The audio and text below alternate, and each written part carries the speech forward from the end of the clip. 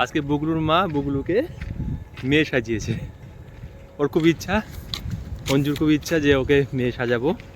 অবশ্য বুগলু এর আগেও মেয়ে সেজেছিল, তখন বুগলু আরও ছোট ছিল, 1 বছর কি 1.5 বছর, তখন অঞ্জু ওকে মেয়ে সাজিয়েছিল। সেটা ছিল প্রথমবার। এটা রিক্রিয়েশন ক্লাবের মাঠ, এই মাঠে আমরা খেলাধুলা করি আর কি। তো এখানে ওই যে বুগলু কি করছে, বালি নিয়ে খেলা শুরু করে দিয়েছে।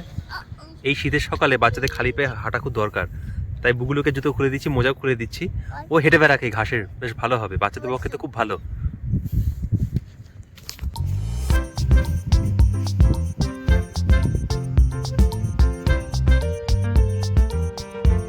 এই যেটা আমাদের ক্রিকেটের পিচ, এখানে আমরা ক্রিকেট প্র্যাকটিস করি।